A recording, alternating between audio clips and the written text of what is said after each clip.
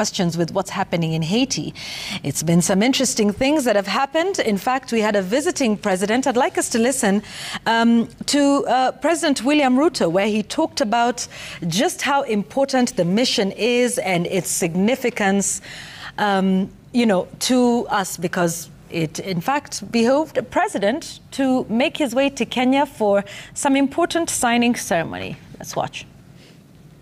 Importance, significance, and urgency of this mission cannot be overstated. It is a mission for humanity. Okay, so it is a mission for humanity, no doubt. So, because it's a mission for humanity, let's paint this situation in Haiti, shall we? That humanitarian situation. Yeah. Let's first understand that humanitarian situation before we start asking our questions. Yeah, yeah. You know, I think Linas may give us a bit of history. Haiti has really been struggling for a really, really long time. Consider the fact that it's one of the few African countries or countries that were able to fight off colonialists who are France. And they fought them more years ago, but they've really never had stability. But now the situation that they're facing now is said to be one of the worst crises in their history. And the government crumbled in July 2021 following the assassination of their president, Jovenel Moïse. And then now Prime Minister Ariel Henry took over, but his official term ended in 2022. But he has postponed elections and is governing without any constitutional mandate, and he does not have any elected officials. That's the situation that's there. What's happening now? Gangs have taken over Port-au-Prince and almost surrounding towns and villages near the Port-au-Prince. They are rival gangs, all fighting for control of whatever they can in Haiti. But now, after Prime Minister Henry's visit to Kenya, following the promise of course, the UN Security Council resolution, they call it UN Security Resolution 2699, that was adopted last year by the UN, having to set up the Multinational Security Support MSS that will be led by Kenya, to have 1,000 police officers from Kenya, including some from other countries, members of the UN, to go there and stabilize the situation in Haiti. But then him coming to Kenya and signing the deal that they signed with Kenya almost, to some extent, aggravated the situation in Haiti, because the gangs were speaking and saying, Vilamenda asirudi. We do not want him back here. We want him gone, and he should not come back. That's why, more than 72 hours since he left and arrived in that part of the world, the Prime Minister is not in Haiti. He's now in Puerto Rico. He's made a stop in the U.S., where the issues about the Haiti and the violence was discussed. At one point, the U.S. had urged him to leave. Then they retracted the statement and said, no, we're not asking him to leave. We're saying he should have some form of peaceful transition of power. But the situation is, one, 5,000 criminals were released from prisons, 2 prisons in Haiti. They're roaming the streets. Ongeza, the gangs that were already there fighting, heavily armed. There's a humanitarian crisis. People have fled Port-au-Prince. There's no food, there's no medical care. And on top of that, the borders are closing in Dominican Republic. It's now closed, so there's nowhere to run. So that's the situation that is in Haiti right now. Na tuwataka kujingisha kule, mzima mzima. So, you know, like you say, what is not in doubt is that, you know, there's a humanitarian situation. But Sam, just again, as we have talked about process, it is because the process was faulted of, you know, making the decision to send Kenyan police officers to Haiti that went to court that actually brought Prime Minister Ariel Henry to the country. So what did the court say about the process that got us to signing this deal?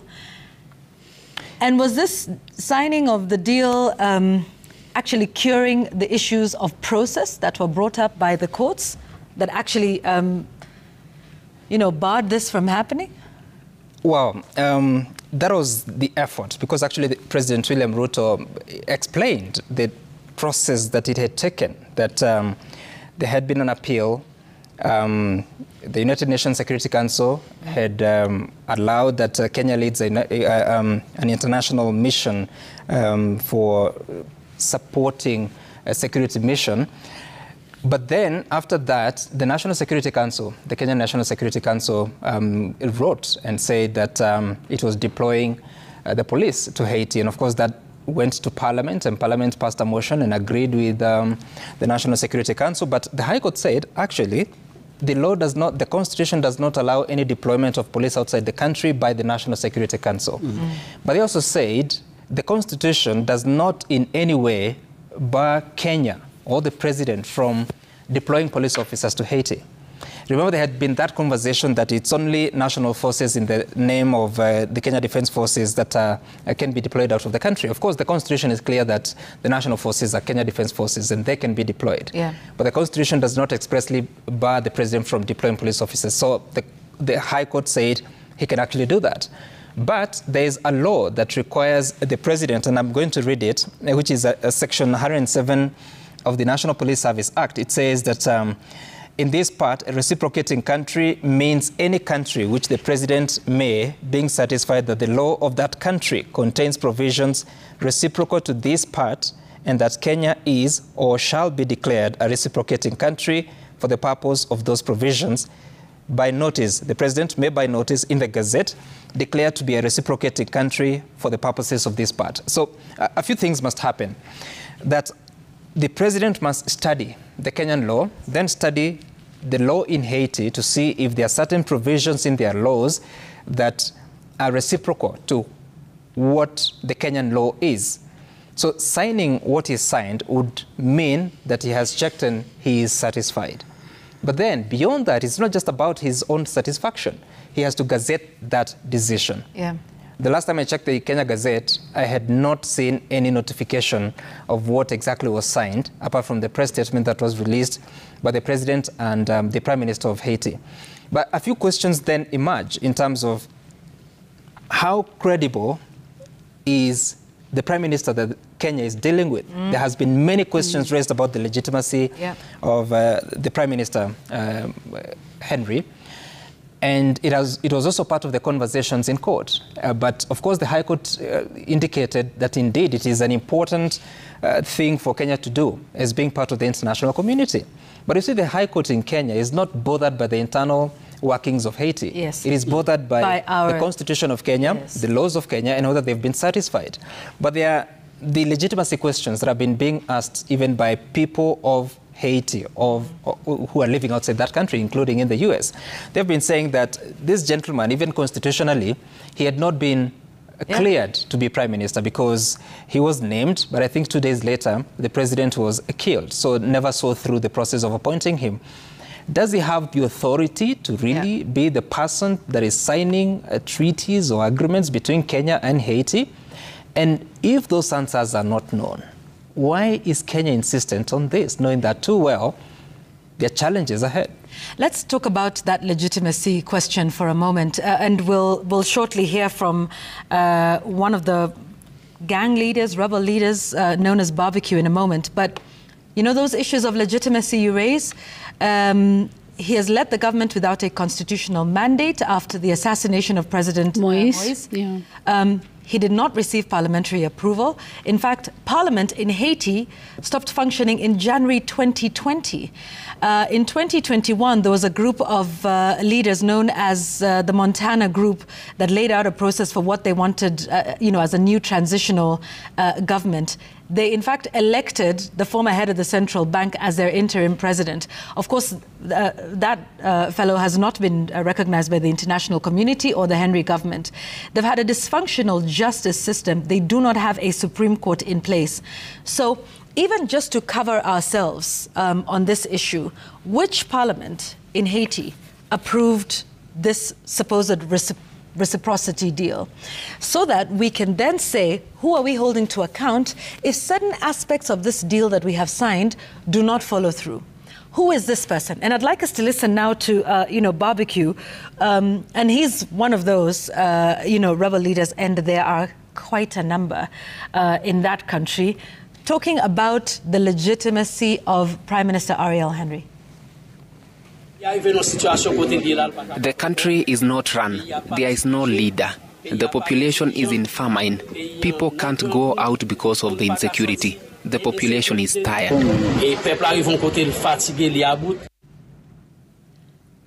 And, you know, there's still, by the way, an investigation going on into the assassination of the president back in July 7, 2021. You know, judicial officers have been sacked, others have been imprisoned. You've got all this gang violence, and gangs are running riot in that country.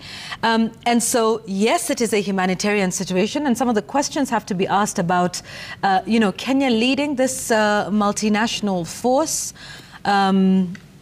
and why certain countries are willing to put in $100 million to fund that, but not willing to put their own boots on the ground, and they have done that before. And so for me, the question is just, you know, who is this we're signing a deal with? What happens when it goes wrong? Who do we hold accountable? That man has not been in his country since he was here. We said he was here on the 1st of March, was it? That's last week? Yep. That's over 7 days he hasn't been to his country. The US is today saying they're not forcing him to step down as president, but they're rather asking, you know, the people of Haiti to come to some sort of agreement as to the leadership of that country. And this is the situation we're sending our Kenya police men and women. He's actually unable to go there. He's unable to go to his own country. Sembuse. Yvonne, these gangs routinely target the Haitian National Police. In fact, I think I was reading somewhere that they've killed over 100 police officers since 2021, since President Moise was killed. So far, so that the number of police officers left in Haiti now are about 9,000 against a population of 11 million. Wao wenyewe wanakimbia, wao wenyewe wanashambuliwa, wao wenyewe wanauawa, they are unable to cope. Of course, that's why they're asking for help. But remember, this is a country where more powerful countries than Kenya have gone in there and been unable to do anything. So much so now that they're stepping away and saying, I don't think tuingilie. So wanajitolea kuingia pale when the most powerful countries in the world are unable to handle the situation in Haiti. I know there's a responsibility. We all have a responsibility as international community, as part of the international community, to help Haiti. But I think there could be a better way to do this than kuingia kwa moto. The right way, following process. Yeah. Here we go again, Linus. Yeah, I don't know if there's a right way of doing the wrong thing. We ought to be more thoughtful than this as a country. Foreign interventions, this will not be the first one in Haiti. Yeah. They have done it across centuries, actually. The United States of America was first there, way back in 11, all the way to 1934. The French, France has been there. The UN has been there a couple of times. And foreign interventions have not been effective in Haiti. The current process as well is shrouded in mystery in terms of how did we arrive at Kenya? How did Kenya come about? Of all the countries. Yeah. Of all the countries, we are very far. And you see what makes it even more mysterious is, yes, Kenya has been in United Nations peacekeeping missions, yes, and very highly successful, good missions. East Timor. East Timor, we had the KDF going there those days as the Kenya Army. And then we were in Namibia, Liberia, even the Balkans. We were in Belgrade itself, which has been a very, very impressive mission. Then here we come, it is the police. That to me sounded like something we've not done before. I know there have been deployments, and I remember covering in Darfur, there was a unit of Kenyan police that were training the local police, but as part of the UN military deployment in Sudan. This is called the multinational security, what is the name again? Security support. Security support, MSS. Yeah. Which is supported by the UN. The problem then comes with our own laws, and you're totally right, Sam. The duty of the High Court is to the Constitution of Kenya. And you will see that process was not followed. The whole question of legitimacy of Ariel Henry, who was actually never sworn in as Prime Minister because he was still waiting in the wings, having been named and then President Juvenal Moïse was killed. So it sounds to me that if we are not careful, this can be a careless adventure, in the same manner, for example, that the US in the 1990s thought there is this Somali warlord called Mohammed Farah Aidid, that they could just dash into Mogadishu and catch. It became a misadventure. Black Hawk Down was Black Hawk Down. massacred. So I think this needs to be a more thoughtful process. It also needs to, I know we're sounding very, how do I call it? That we mean very well. It's about humanity and all that. But there are certain realities that we have to come to terms with. Finally, I want to just talk, maybe mention a bit about the tactical capacity of the Kenyan police. I don't know how we arrived at this, that it is the police. Back home, we've been tested. Our own police service is stretched when it comes to armed conflict. Remember, Haiti, Port-au-Prince is not about unarmed civilians. They're not protesters. It's not. You're not going with tear gas to disperse them. It is war. It is, in a way, what we got, maybe a bit of it in Tiaty, a bit of it in northern Kenya, northeastern Kenya. And remember, in all those incidents, we have always had our police coming out a bit exposed, whether it's the equipment, especially equipment. Some of them have unfortunately died in IEDs. So it means that we had better not be working with the same kind of capacity. There has to be a lot of capacity building that goes into the mission that goes to Haiti, because it's a totally different ball game. You are dealing with armed gangsters, and you saw how vicious they look. They are very well armed, and they are battle hardened. They have fought for years. Yes, that's right. They have fought longer than our own total independence has been. Conflict has been part and parcel of Haiti. So it's not going to be a walk in the park. Yeah, just some questions around that. So, you know, and I think Sam had mentioned this in sort of the terms of the deal, the reciprocity deal that we are getting into. One is that the details of that reciprocity deal have to be made open to members of the public. We don't know what they signed. So what are we supposedly getting in return from Haiti? And I dare ask, what can we possibly get in return? What can Prime Minister Ariel Henry possibly promise us in a country that has no parliament, no Supreme Court, where his country is run by gangs? There was a report that was done on CNN showing how neighborhoods are literally run by these gangs. Another question I have as we go to a break is, you know, you've talked about the training capacity of the police officers. Has that been going on? For how long? What have they been trained in? There's, of course, the tactical capacity. There's also cultural aspects that they have to understand, because they're going to be going in there and dealing with the people. Who speak French? Yes. So there's, first of all, the language.